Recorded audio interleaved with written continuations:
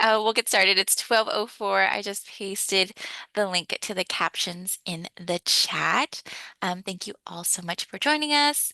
I'm going to get us started. My name is Ashley Montenegro Ramirez, and I am one of the grant managers for this Open ProfTech. Welcome to our webinar on Introduction to Healthcare Careers Instructor Guide.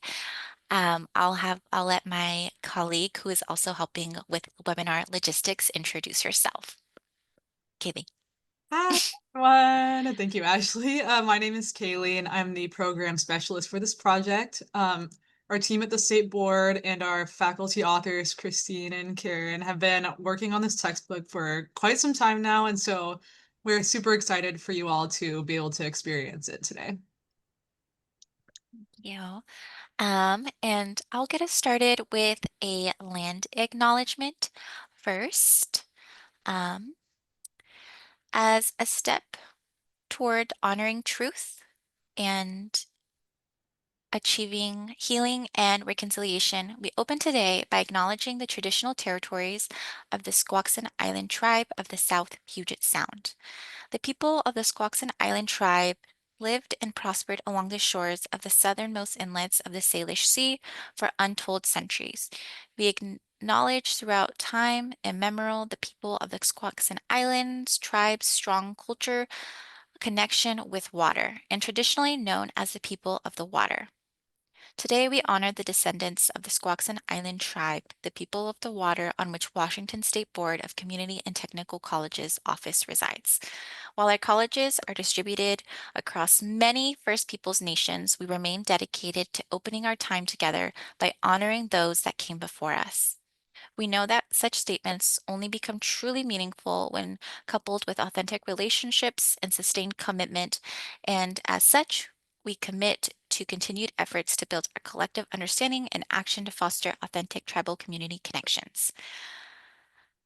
How do you support or work in partnership and collaboration with your local tribal communities? I would like to propose that you share in the chat or reflect on this question. One of the ways that I do this is that I make an effort to shop locally from and support Indigenous vendors. I like to attend local markets. I have family members that are from Indigenous tribes in Washington State, and I like to support them. I have a cousin who makes beaded earrings, and then I also have another cousin that does fishing. And so I try to get some good fresh fish from the tribe that he fishes with. So those are some ways that I myself am committed to this work. And just I'll let you share in the chat or just reflect with for today. That'll be a reflection question for the day. Next slide, please, Kaylee. Okay, so I'll get us started by talking about the project and an overview, and then I'm going to hand it over to Christine and Karen. So about Washington Open ProfTech Project. This was a statewide initiative to reduce textbook costs by creating free, high-quality open textbooks for high-demand professional technical programs in Washington communities. We were first funded by the Department of Education. We had one grant, the FIPSI grant in 2021, and then we received a second one in 2023 that I believe both Karen and Christine are also working on. So there is another textbook on the way, and this is just the first one.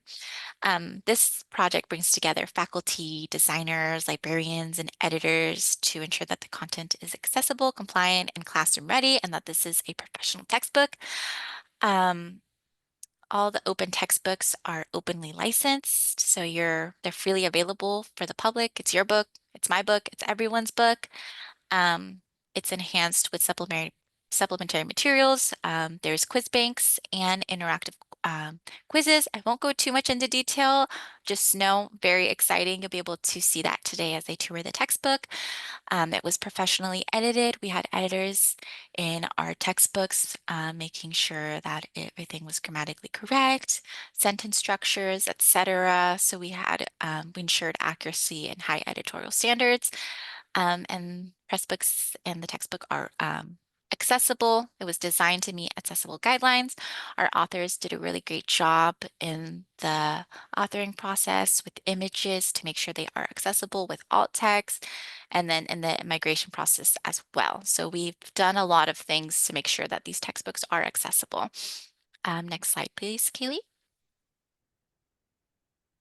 Okay, we'll do an overview. Before I talk about the overview, I will be sharing the link to the textbook at the very end. So you'll just have to stay tuned to the very end to see the textbook. And if you have any questions throughout the webinar, please feel free to paste them in the chat. I will be saving all the questions for the very end and have those ready for our presenters to answer. And if there's any questions about the logistics of Pressbooks or anything like that, I'll be available to answer those questions. So I'll just go into the overview. We'll go in into for about the authors. Our authors will be able to introduce themselves and talk, and you'll be able to read about the other authors. These are just two authors of many other authors that were authoring this textbook. We'll go over the goals and objectives, target audience and courses, what sets this textbook apart from other textbooks. You'll be able to go through a tour of a featured chapter, instructional features to leverage, types of call outs and what they mean, teaching tips. We also have a sample lesson plan that our presenters will go through, challenges you might face in instruction, and then at the very end, we'll do question and answers. And like I said, please feel free to paste any questions in the chat and I'll save those for the end. And I'll hand it over to our amazing presenters for them to introduce themselves. Great. Thank you, Ashley. So I am Christine Malone, and the author pages, as you see here, there were 6 of us that worked on this project. About me, I am at Everett Community College. I've been tenured there, working since 2004, worked in health sciences. I'm now in the healthcare management department. So very excited about this project and for you guys to see what we've come up with. Hi, everybody. I am Karen Piette. I am medical assisting faculty up in Bellingham area. And it's just nice to be here and see you all. Okay, go ahead and get us to our goals and objectives. Excellent. So what we did with this book is try to come up with a way for students who maybe don't know what the jobs are like in healthcare to know what they'd be getting into. So I'll give you just a piece on my own personal background. When I was in high school, I thought I wanted to be a dentist. So I got my first degree in biology and intended to go to dental school. I did the best thing I've ever done in my life, which was to go to work as a dental assistant, where I realized that not everybody takes care of their teeth. And that was going to be hard for me to work in dentistry. So I got out of that. I went into medical assisting, realized that I didn't really like to be up close to people if they smelled and so on. Got into rad tech. And then I finally realized I don't like to touch strange people. So how am I supposed to survive in healthcare with that going on? And I wasted a lot of years, a lot of time before I got to that. And if I had known something about what the different jobs were like, I think I would have known from the start that this was not for me. I'm in the administrative area, been there forever, and seriously love what I do. We all have important parts in healthcare. So this book really speaks to not only clinical positions, which Karen is going to share one of her chapters on direct patient care, but also the very important jobs for administrative positions, so billing and coding and receptionists and management and so on. So as you see, our learning objectives there, we want students to really understand what it is what is the field of healthcare here in the U.S. Again, that very important phase of choosing which career you think is best for you and what you do, what you want to do, and so on. We do have tips for success in this book, and we want to make sure that everybody who goes into healthcare understands what their role is, not just scope of practice, but their role as far as how to take care of themselves and they interact with the people that they work with. So go ahead and get me to the next slide. Our target audience. So our book is pretty much aimed at a community college, technical college audience of students. So these would be beginner students who, again, are just starting to come out into the field. They don't really know what they want to do. They just know that there's a lot of jobs in healthcare. So that seems to be where I want to go. Or maybe my family member was in healthcare and it just sounds interesting to me. So again, everyone has a place in healthcare. We've got both clinical, administrative. We do have one course that I have been teaching at Everett Community College It is called Introduction to Healthcare Careers, where I use this textbook. It's a 3-credit course, and any students who are seeking a degree in medical billing and coding or healthcare management, it's a required course. We prefer that students take it in their first quarter. What I found with my course, though, even though it's required for these two groups, is that the vast majority of students who are in my course are in other disciplines across campus, from nursing to medical assisting to phlebotomy and so on, which is great because we cover all of those things in the book and in my class. So kind of gets you a sense of what it is that you're doing. Karen has also put together one that she's going to be offering at Whatcom, I believe in the fall, Karen? Yes. So, yeah, just Introduction to Allied Health Careers. It is 3 credits as well, and we're going to start that this fall. Hopefully this will be something that we can use in the future for an allied health associate degree, and also possibly the other allied health professions being able to take this course as possibly a prerequisite going forward. Great. Okay, Karen, you're up with this one.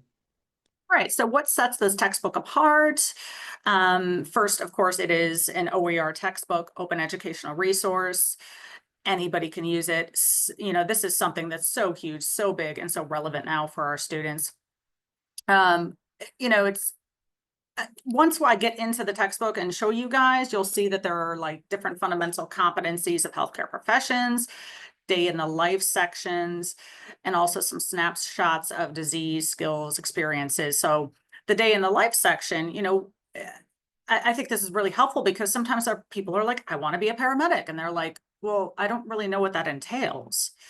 So, you know, I just kind of went to the paramedic pre-hospital medicine chapter, and it's nice because there's a whole section of what a day looks like for a paramedic. Very helpful. Things that people don't think about.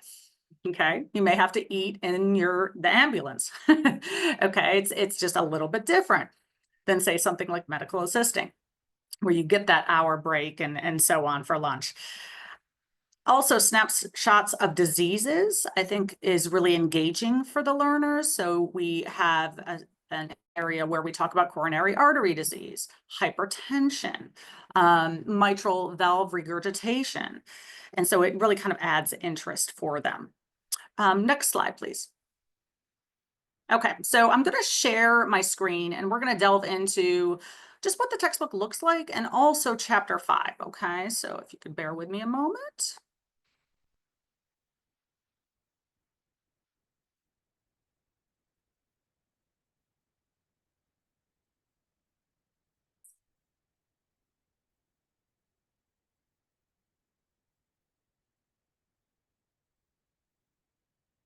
Okay, trying to move that thing a little bit. Oh, well, I thought I had it up here. Let's see.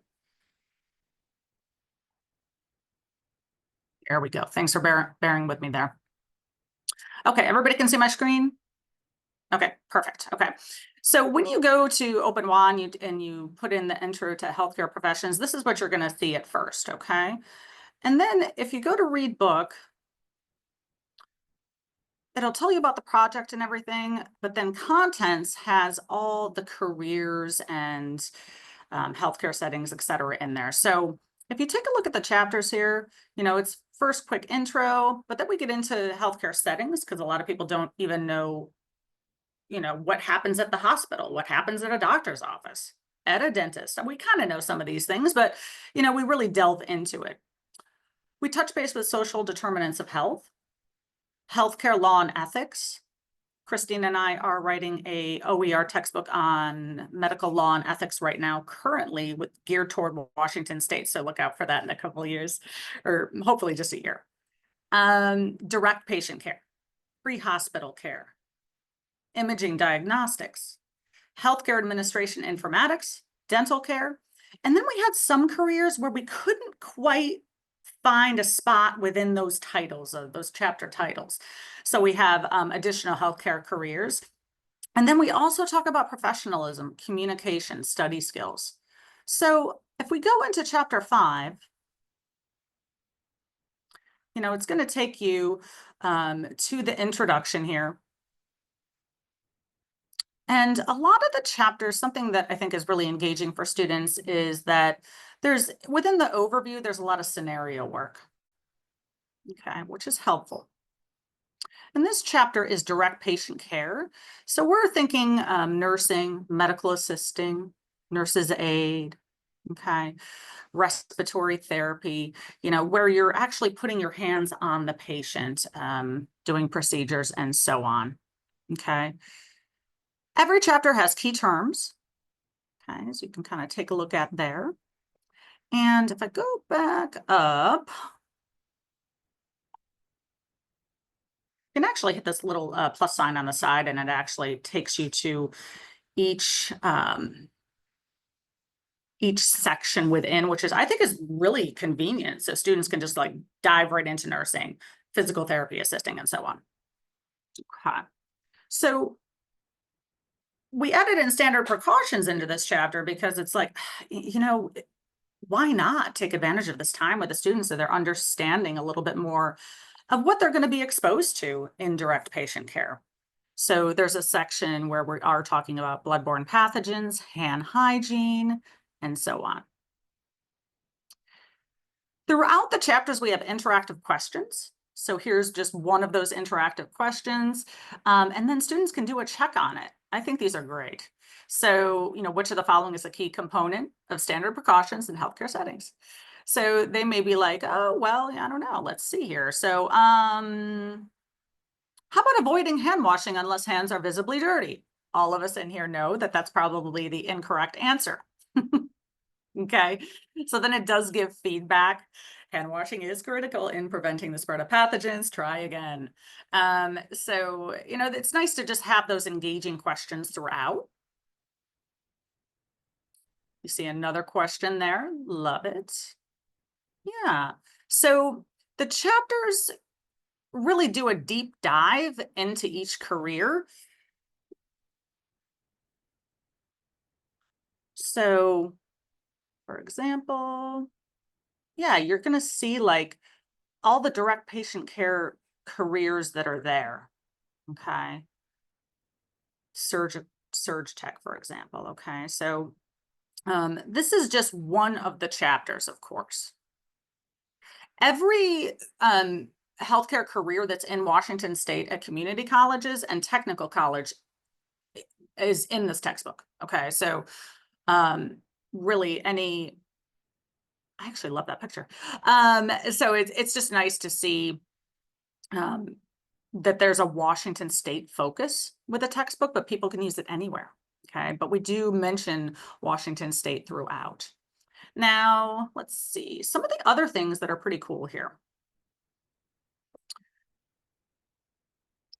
are toward the end here, like chapter 11, 12, 13, 14 are some excellent chapters. We have some content on professionalism, communication, study skills and study success, career readiness that are very useful. Also, the appendices, we have a lot of great things in here, okay? We have questions, chapter questions. So it just goes like the answers per chapter going down with those interactive questions within, okay? Also, keep having to scroll down, I apologize about that. Professional organizations. I mean, there's an excellent list here of professional organizations, okay? Clinical, that pertain to medical assisting, respiratory therapy, dental, health education, okay? So we have a lot of really great information in there. Pretty extensive list too, as we were developing it. Now, something else I like, find accredited programs, okay? And programs in Washington State. So you can click on there and you're gonna see all of the programs in Washington State. So every medical assisting program through our community and technical colleges, nursing, etc. Okay. Really extensive lists here that'll be very useful for students. Okay, if they're like, I live in Vancouver and I want to do nursing. Okay, Washington State. Okay. Yeah. Pretty cool. Also, there is a test bank, and there, let's see here.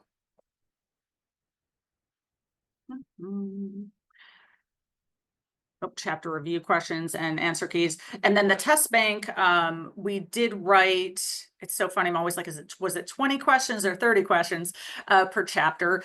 So that's something that there's accessible going forward in the future as well. All right.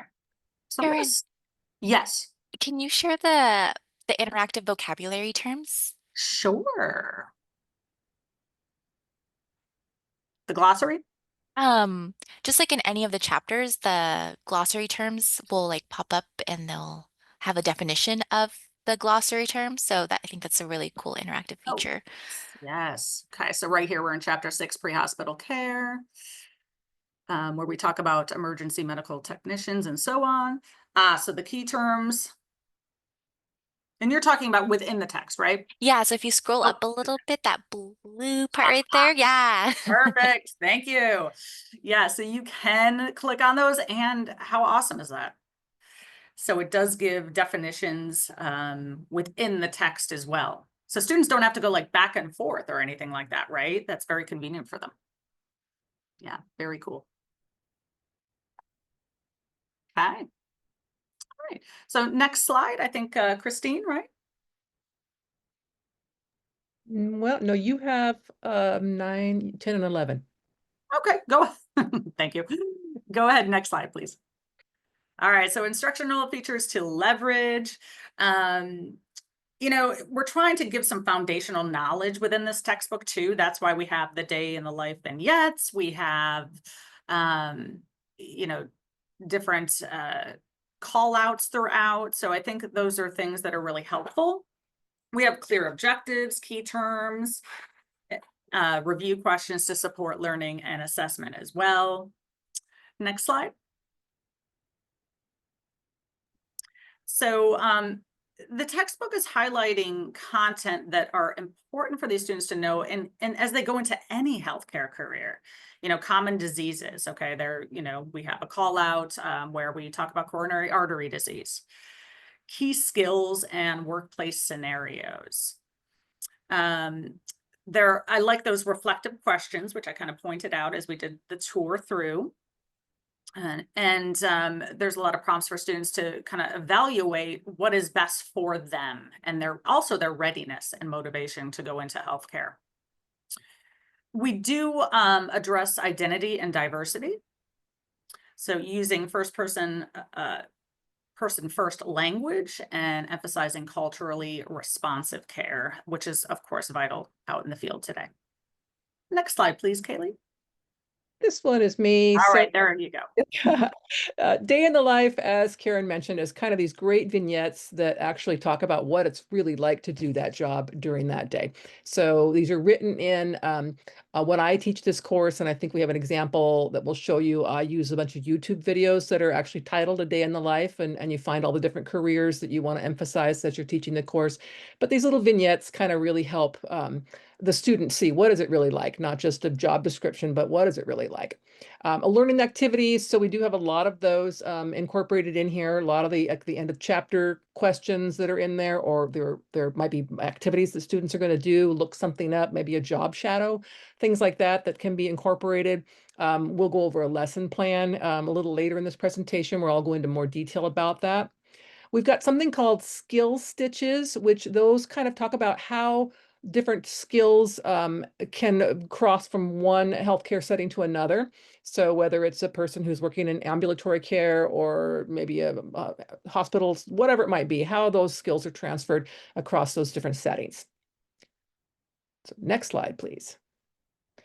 Reflections. This is something I think we really, all of us, we were writing the book, really liked this. reflections. So it's a tool I think a lot of us in education use in any class that we're teaching, is to really ask students to reflect on the material. So not just learn about it and memorize something or whatever, but reflect on it. So for example, at the end of chapter 1, obviously the introduction chapter, students will reflect on why do you want to work in healthcare? What is it that makes it interesting to you? As many of us who work in healthcare education know, a lot of the answers are, my mother was a nurse, or my grandpa was really sick, or whatever. Usually it's a personal story. So we really want students to think about that. Some of the things where people would say, well, there's a lot of jobs in healthcare, so therefore I want to work in healthcare. Well, I'm going to ask you to go a little deeper than that, because just because there's a lot of jobs or it pays well, it may not be the job for you. You may be someone like me that doesn't like to touch strange people, so that could be a problem. So that's one of the things with this call outs, with these reflections, that really help students internalize it and see how does it really impact them and who they are. So next slide, please. So part of our call outs is, as Karen mentioned, some of the diseases that are common. So chapter 6 with coronary artery disease. So we cover those so that students kind of get a, I want to say like a higher level view of what some of these diseases are, what type of setting and provider would provide that type of care. So they really can kind of get a sense of where that belongs in the healthcare setting. So it really doesn't take the place of, say, anatomy and physiology or disease and pathology classes by any stretch of the imagination, but it just really kind of goes into what some of those diseases are. The chapter on, I forget the name of it, but how things, why diseases happen, or so on. That's a great one to really talk about, environmental and so on, things that are really that cause healthcare problems to begin with. So next slide, please. Yeah, I think that was in the social determinants of health chapter. There you go. Thank you, Yeah. thank you, thank you, thank you. That was the one I was looking for. All right, so we are at, okay, this one. Oh, yes. So teaching tips. So the day in the life sections, again, I use them both in when I teach the class in person and online for discussions, whether it's an online discussion or an in-person discussion, to talk about what those different careers are. As I mentioned, I use a lot of YouTube videos that actually show a person in that job. They're not very long. I think the longest one I have might be 7 or 8 minutes. They're really short, but they really go into following someone and as they do their job. Why is that kind of cool? Well, because again, it's not just a job description, it's you seeing what it is that person does. So what are they, how much computer work is there? How do I address the patient for this, whatever it might be? What exactly does it mean? We also go into, in all of the different chapters, the educational needs for each of these types of positions. So you would know, for phlebotomists, perhaps it might only be 2 quarters, medical terminology, and then phlebotomy, or 3 quarters, and so on. And then what does it take to be a nurse or a nurse practitioner, and so on. So people kind of get a better idea of what are you looking at as far as amount of time in education to get there, and so on. We use those reflection questions, of course, sometimes as journal entries. Oftentimes they'll be like, if I'm teaching the class in person, I'll have them do a little quick write at the end of the class about whatever reflection I want them to do for the learning that we had that day. I'm also a big fan of guest speakers. So just like the day in the life video, where a student gets to see a person actually doing the job, I'm going to bring in someone either in person class or maybe via a Zoom session for an online class, or pre-recorded in some cases, of someone who does that job. So a pharmacist I had who came in and talked about what pharmacy is like.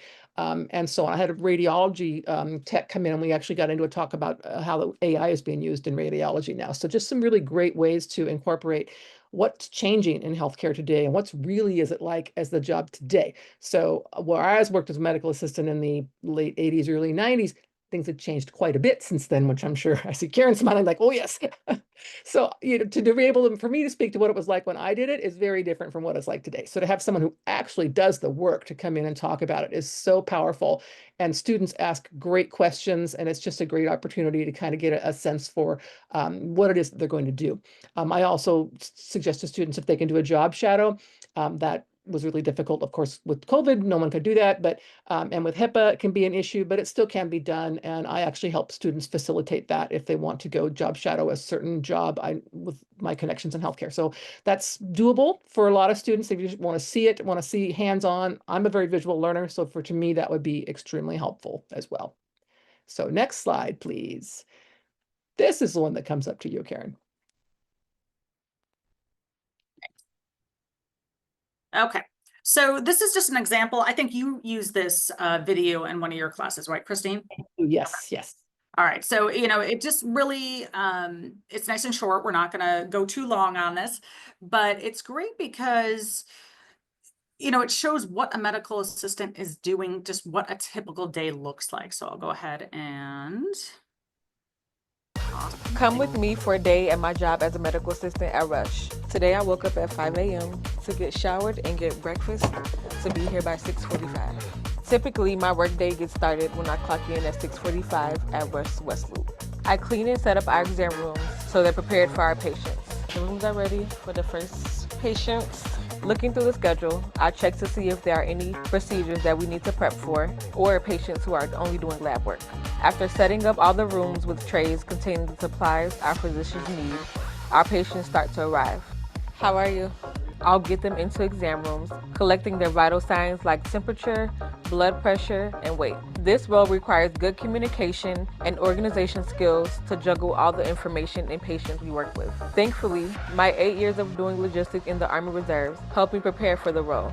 As each patient finishes their appointment, I clean and reset the exam room so they're ready for the next patient. So this is like a part of like turning over the room, setting the tray up again, and then just cleaning. Most days move pretty quickly, and before I know it, it'll be lunchtime. I usually grab food at a nearby grocery store or restaurant and bring it back to eat it in our break room. After serving in the Army Reserves, I knew I wanted to go into the medical field. My mom, who is a nurse now, started out as a medical assistant and suggested I do the same. After completing an accelerated MA program and externship at an urgent care facility, which took about 10 months, I started here in the fall of 2023. We're always encouraged to ask questions. We want to help all of our teammates do the right things for our patients. I've already been promoted to be a lead medical assistant, which means I'm the go-to for the other MAs in our office, answering their questions and demonstrating how to do certain tasks. I often assist my physicians with procedures they do, which can be everything from trigger point injections and cortisone shots to IUD placements and removals. I'll help clean the area and bandage the patient up after. I love working at Rush. We have a very diverse team who are like family and friends to me. We learn a lot from each other and communicate well, which is important to ensure everything goes well for our patients. We have a very flexible schedule and a great work-life balance. Rush is also big on employees improving themselves by furthering their education. I look forward to using the tuition reimbursement program when I go back to school to become a nurse. People who are team-oriented and excited to learn would make an excellent medical assistant. The role is good for those who are people's people, and Rush helps train us how to navigate the complexities of working with patients. Around 5 p.m., we'll start wrapping up for the day, cleaning the exam rooms and prepping for the next day. By 5:15, I usually clock out and head home so I can rest up and come back tomorrow, ready to care for our patients.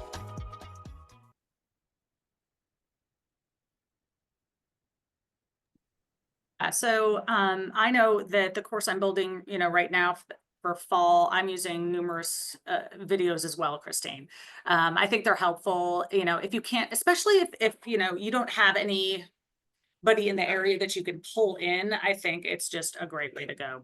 So I think I'm going to also make some videos utilizing, our physical therapy assisting staff and so on. So hopefully we can kind of work together and do a little bit of collaboration.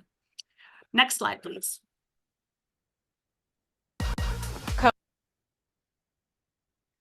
Okay, so just some more teaching tips. Active learning. So there are you can use case examples and case studies from the text for some small group scenario analysis. I'm sure everybody in here are familiar with case studies and we all love them for sure. Do some role play activities in class or breakout rooms online. So as we were writing this textbook, we were thinking about, how can we come up with some activities for the virtual setting and is also in-person setting. You could assign textbook review questions for formative assessment. I know I'll be doing that with my course in the fall. Online quiz tools or clicker systems during in-person classes could be helpful. And also you can utilize those key terms and objectives to guide weekly learning outcomes, check-ins, both in person and online. Next slide, please. Okay, so career exploration is, I think, the ultimate goal of this textbook. We all know that we need more people in the healthcare field. So if we can have classes at our community and technical colleges that we can bring these students in so they can do that career exploration, I think that's really, really important. Something that was that I was thinking about was the textbook focuses on like personal values. You know, so for example, if somebody doesn't like blood, they probably shouldn't be a nurse or a medical assistant. Also, you know, if somebody is more shy and reserved, they may not want to go into the direct, you know, direct care setting. They may want to be a little bit more behind the scenes, or, you know, billing and coding, for example. Yeah, so I really like how there's a focus on exploration in here. So personal values in healthcare settings, you know, there's lots of different ways to target that. Could even sit there and do a collage or a vision board. I think that would be really interesting to do. I know one thing I'm going to do is have students do like a career pathway. So it'll be like the last assignment of the course will be them literally like making a career pathway that they can turn in and kind of just like get them off and started, hopefully in the healthcare setting. So I'm still in development. Yeah, you know, I know Christine already mentioned shadowing, you know, that's something that's always great. Journaling, include reflective questions in the assignment so that they can kind of delve into that in-text and in-class discussions. Next slide, please. Okay, so health equity and cultural awareness. We did try to focus on this in the textbook. So there are sections in the textbook that target emotional intelligence and patient-centered care into, you know, you could apply that into the skills lab or an online simulation discussion. So that's something that would be really engaging for students, I feel. You know, discussions on racial inequities or disparities in medicine could align well with the social determinants of health chapter. So that's something I think would be really engaging for students as well. So you could assign small groups to summarize the current status of various determinants. Yeah, you know, so I think there's a lot of things you could do with social determinants of health. I know I have a unit in another class that I'll probably be aligning things with. Next slide. That would be me. So let me share my screen. Oh, yes, I want to continue that. Share my screen, and I will go over my lesson plan. So are you all able to see my sample lesson plan? Yes. Okay, good. All right. So this is kind of written as if you have a 10-week quarter. So for us at Everett, quarters are 10 weeks long, except for summer's 8. So kind of an example of what chapters we would cover in which weeks. So it really is, I present them in the order they are in the book, but many instructors might want to present them in a different order, depending on how you want to cover that. Might also be when you're able to get a guest speaker or something. So maybe my dental guest speaker is only available in week 2. I might bring that into week 2. So just different reasons why I might switch that around. So for most of the, if we're looking at a sample lesson plan, my first part would be to kind of overview what it is that the students are going to learn in this lesson. What are those opportunities in healthcare and so on. And I like a lesson overview mostly because it tells you what you should learn when you're done with this lesson. Same with learning objectives. So what are the learning objectives for that particular chapter?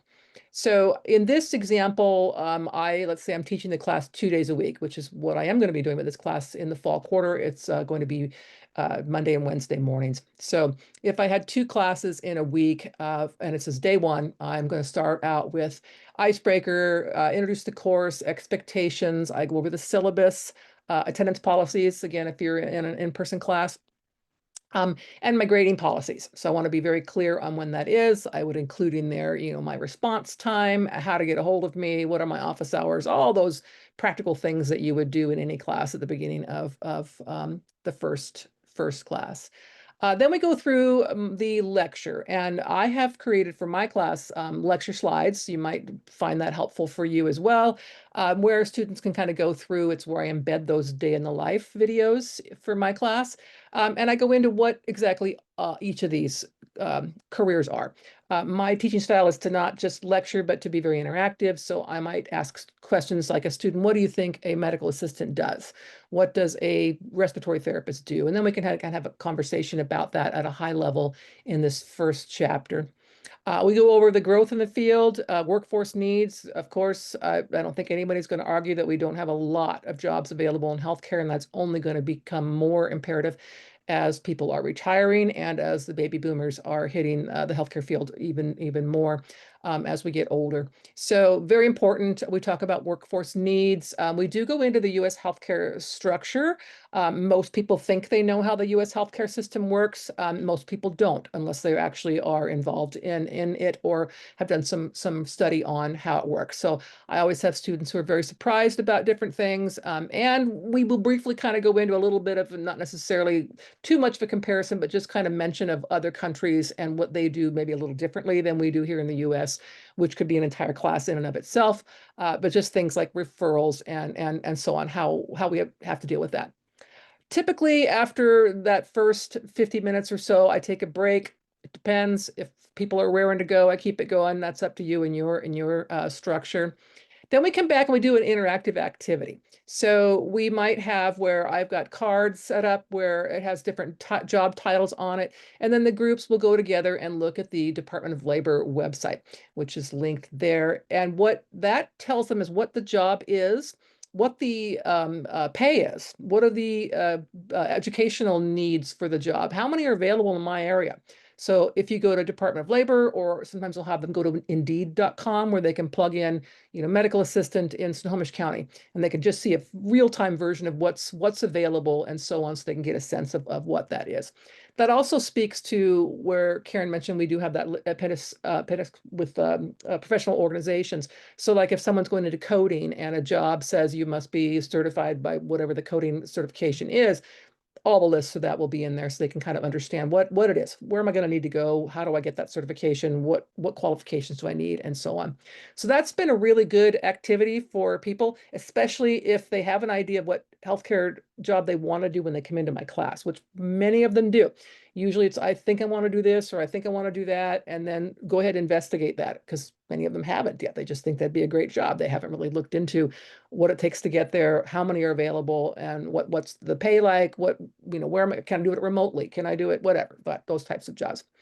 For online classes, using Padlet for drag and drop for professions, kind of the same idea.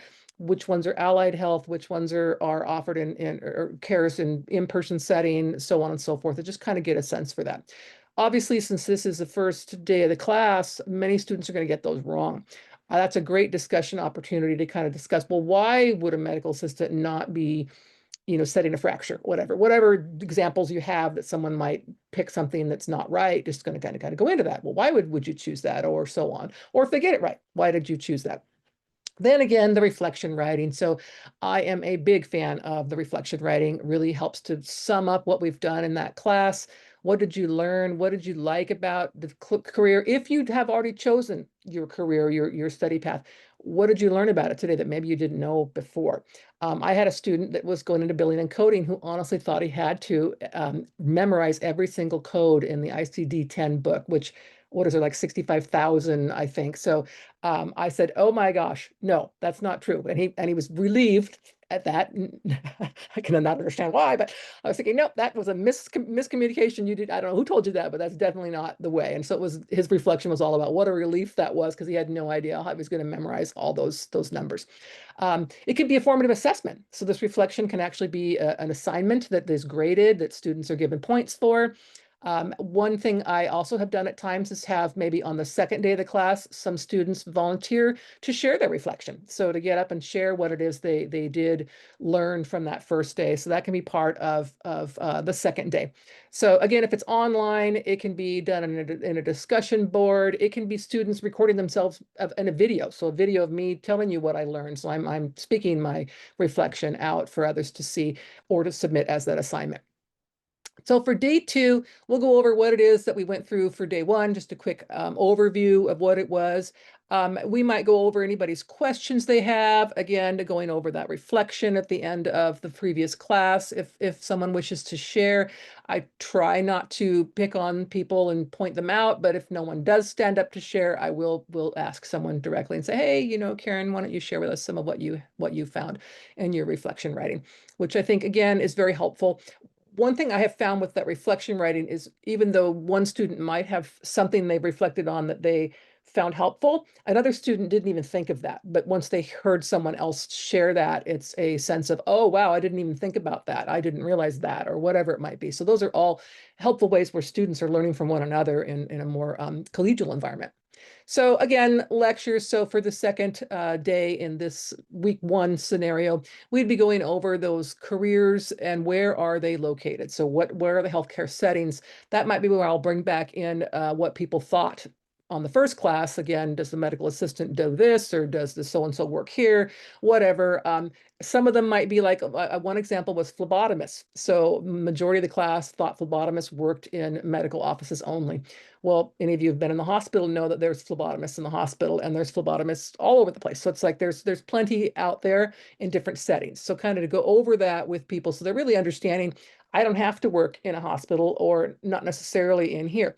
When we get to administrative careers, for example, there might be opportunities for remote work, or I might work in a hospital. I might work for an insurance company or for the government, or whatever it might be, depending on the type of job. So we really want students to recognize that maybe your preset notion of what this setting is like may or may not be where that person works, or may not be the only place that type of job would work. So again, we might take a break at that point in time. Then we go into some scenarios. And the case studies, many of our chapters, as Karen mentioned earlier, do have case studies in them, scenarios. I will supplement this oftentimes with my own that I'll write up and put together, here's what's happening. And in this example, patients having a heart attack, or they're getting a vaccination or something. And then students are going to go through, and I will typically break them up into groups if they're in person, or even online into little breakout groups where you're going to come back and present. So where's the care provided? So, routine vaccination, it could be the pharmacy, it could be your place of work, it could be a number of different places. It doesn't have to be just the doctor's office, and so on. So why is the setting most appropriate? So there's where we get into a bit about, safety, obviously, and types of care and sterile settings, these types of things. We'll just kind of briefly go over why would you want the knee replacement to be done in this, but then rehab can be done here? This type of thing really can be helpful. We have students for, if it's online, oftentimes for discussion boards or something, we can use things where students will talk about where all these different things will be. Again, we can do breakout sessions.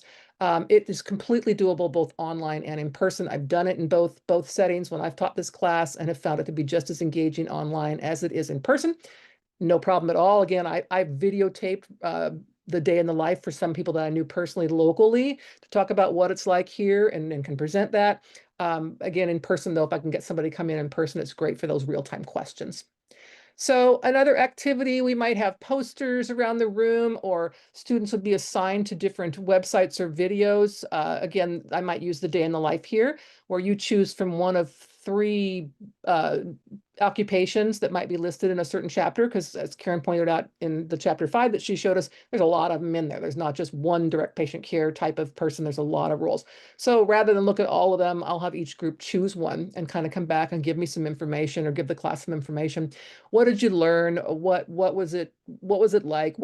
Why would a patient be treated there? Why is it best for the patient to be treated there? And so on.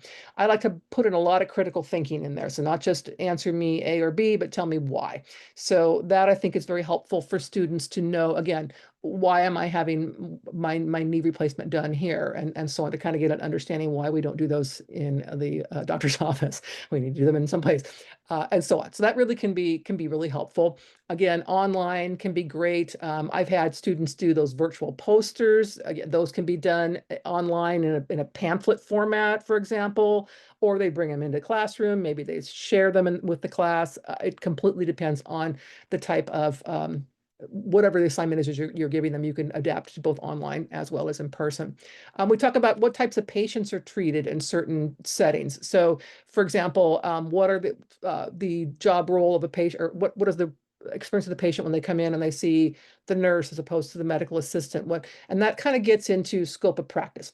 So the video that Karen shared on the medical assistant, you heard her talk about IV placement. So that gives us a great opportunity to talk about scope of practice, what may or may not be legal or within the scope of practice here in Washington state, maybe in another state with things like, well, a lot of professions, medical assisting, nursing, physician assistant, so on. There might be something you can do in Montana that you can't do here, or things you can do here that you can't do in Florida, for example. So great opportunities to kind of go over that when we look at those videos, as well as the conversations about it.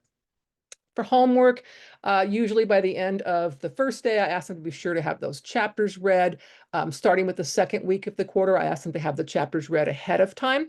But because they didn't hear that from me before the first class, I don't hold them to it for the first class. But beyond that, I'd like you to have the chapters read. They're not really long, and they are great prep for this discussion we're going to have in the classroom. So we might have them do, again, going to the Department of Labor and looking up what job they think they might want to have. What's it look like? What's the job outlook? How many jobs are available in your area? If you want to work remotely, what does that look like? Can you do it part-time? What are those types of things? And answer those questions if that's what you're interested in doing. So for assessments, I do ask that self-reflection to be, and it is a graded assessment. I have my rubric for it is very vague because I really want it to be a free flow of ideas, but I do want you to actually give me something in depth, a little more in depth than just, I liked the video or something like that. It has to be a little bit more than that, so I know that you actually did reflect on it. One thing I do say from the very beginning is I want students to ask questions about healthcare careers. So there is no wrong question. There's no bad question. You can say, gosh, as a rad tech, am I going to have to do, I don't even know, I can't think of an example, but if you think it's, something, I'll kind of think it's, or like the guy with the coding, he was embarrassed to mention that because he thought he sounded stupid. It's like, there's no stupid question. Just come on out and just say it. This is a safe place to say it. Ask the question, because the last thing I want you to do is spend a bunch of years getting a degree thinking you're going to go into dentistry only to find out that is not the place you want to be at all. So that type of stuff, or it's not going to be challenging enough. I've had students that want to move from from medical assisting to nursing because they want more than, or from nursing to nurse practitioner, which is fantastic. That's great. We need people in all of those different roles.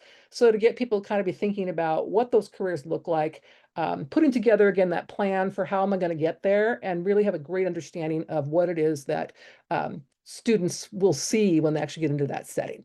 So that is my sample lesson plan. If we could go back to sharing the slides. Perfect. So next slide is, yes, so challenges. One of the things that I have discovered, especially with students who have never worked in healthcare, so maybe you have, and I have this a lot, students who maybe worked in construction and they got hurt on the job and they can't do that anymore. They need to come back and do something a little bit less physically straining, not lifting, those types of things.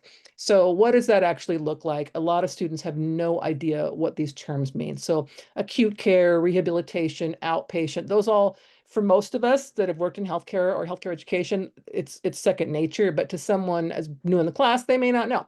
So be aware of that. And I often say, I don't know what can't tell what you don't know, because if I know it, I just think, oh, shoot, that's right. Somebody else might know that. So using some patient scenarios and so on, I am a very visual person. So I use a lot of visual videos, charts, so on, things that might be help a student to really understand what that setting looks like and so on. We do talk about, again, career shadowing and things, students can set that up.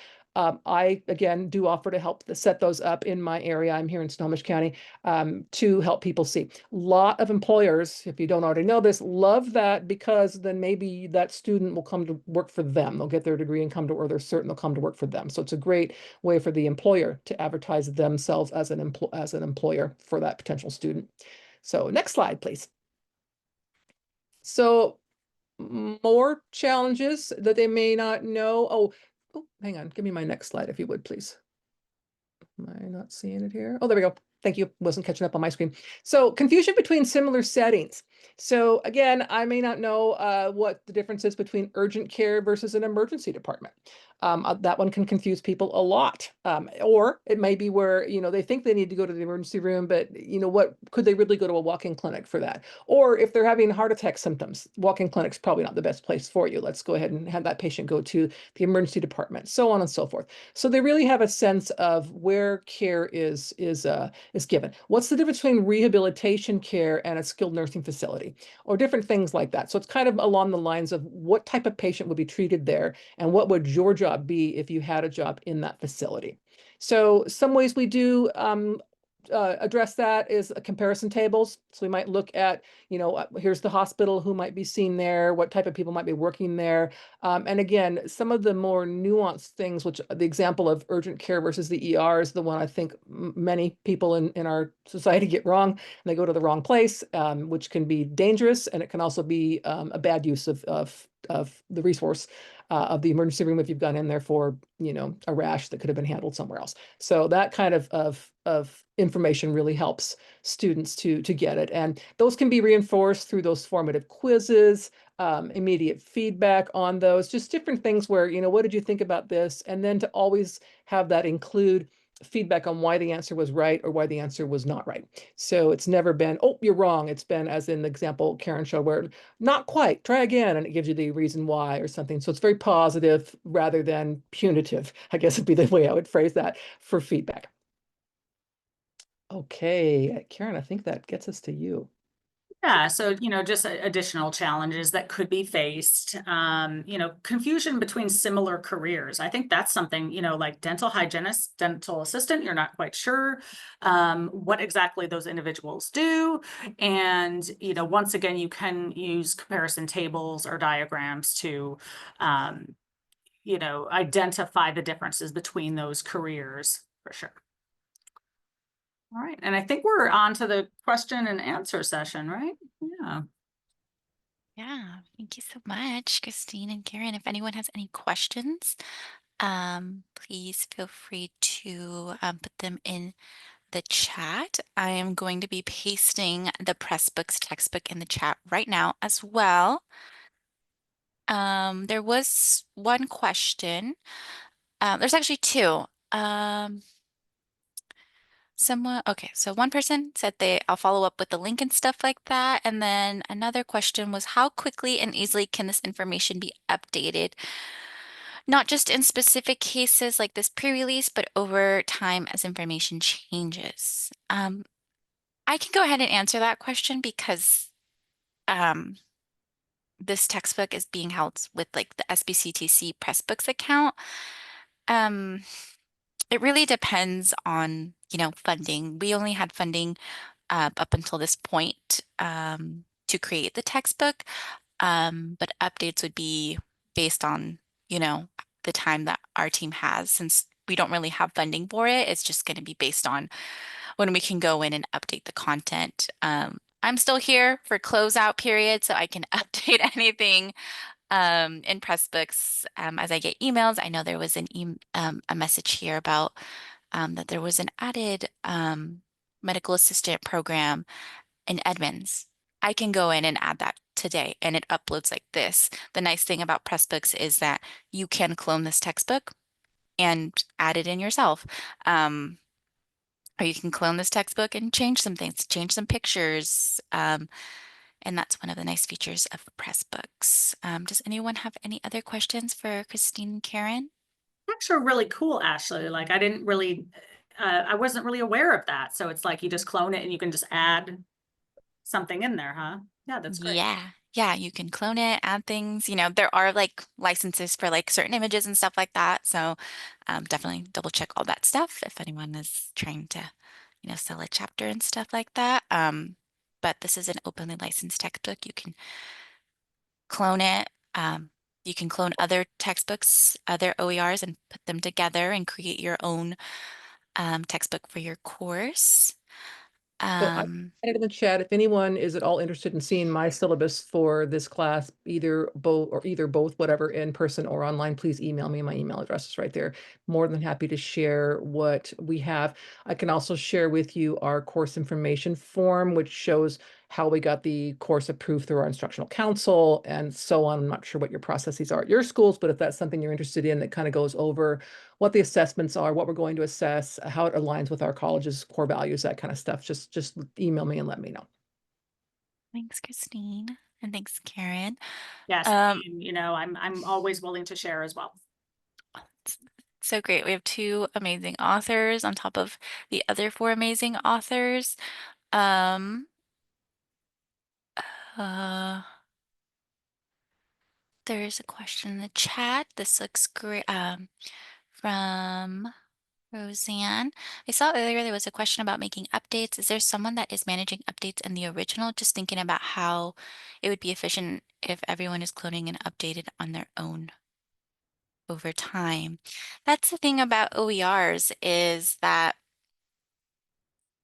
it really, like, for example, the textbook that we created at the state board, we'll be like updating it as we have time and stuff like that, like as things come through.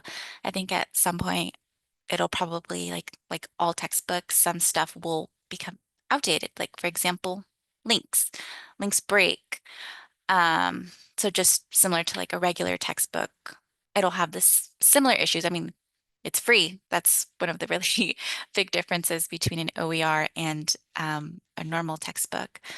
But it would just really depend on the instructor to decide what they're going to be cloning. If they're going to be cloning the textbook and changing it for whatever the instructor would need, or if you're going to use it as it was made by our authors. I hope that answers your question, Roseanne. I don't know if Karen and Christine want to add to it. You might have more, you probably have way more experience with actually using OERs in your classroom. What I do is part of my course prep prior to the quarter is I actually go in and check and make sure all the links are working. So if something's not working, then I just will put a note in the course overview for that week and say the link, especially when it comes to certain government sites that may be not available anymore, or I might say, you know, that site is not available anymore, but here's a place where it gives you some of the same information or whatever. So some of that is a little bit extra, but it's the same with any regular print book as well, where there might be information in there that's no longer valid, or the site doesn't exist anymore, or the organization has changed its name, whatever might happen along those lines where you just have to update it.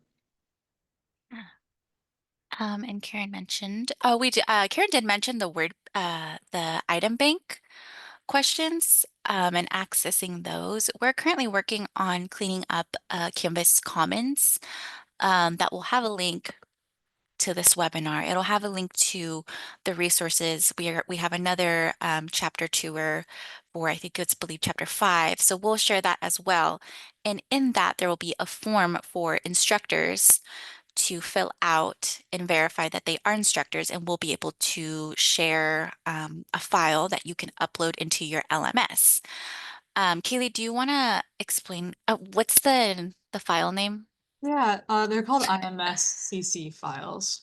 Yes, IMSCC files. So what we're doing is for academic integrity and ensuring that these item banks that were created are only for instructors' use only. We are creating a form to ensure that those item banks only go to instructors. So we'll have those on our end. We'll be checking it every Monday and sending out those files, links to those files, so you can download them and put them in your LMS. And we have a guide on how to do that because Canvas does not make it very easy for you to copy item banks. So we found a workaround. Our amazing Bo Young, who is our PI and our OER specialist at the state board, I had full confidence that she would figure it out, and she did. So we have instruction on how to add those item banks into your Canvas courses. And we have a video. Kaylee created a really awesome video, step-by-step how to do it. So we walk you through the process of implementing those questions. But of course, you do have to verify that you are an instructor, and we'll do our due diligence to make sure that all these pieces that should be kept just for instructors will be only sent to instructors. Oh, Elizabeth mentioned, when will it be available for us to share with students in our classes? I believe in the next 2 to 3 weeks. We're just doing the final touches, and just doing one last overlook, and it should be available at the beginning of September, because our grant ends at the end of August. So we're just really coming up to that final point where we're just double checking everything, double checking all the interactive questions. And I think I'll even be creating a question and answers for just all these questions, these great questions that have been popped up, and we'll share them in a big announcement. The same way that you received this message about this webinar, it'll be the same way, and then we'll also include it in our website as well, on the state board. Do we have any questions for our authors? I think our additional author, Katie, joined us as well. Does anyone have any more questions for our authors?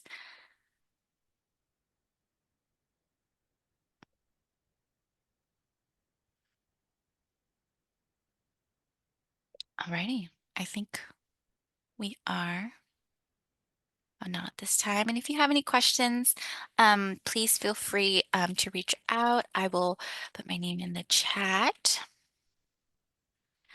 And then, like I said, we'll share the resources out. Zoom does share like emails, so I'll be able to share out like the final package and ensure that everyone that was in this webinar can get access to that. Thank you so much, Christine and Karen, for your presentation, and thank you, Katie, as well, for the prep along the way and your tour that we will have it be included, a part of this amazing resource package for instructors. It looks like everyone's really excited. I know you guys are probably super excited to see like this final textbook and the way that it is. It's really amazing to get to this point.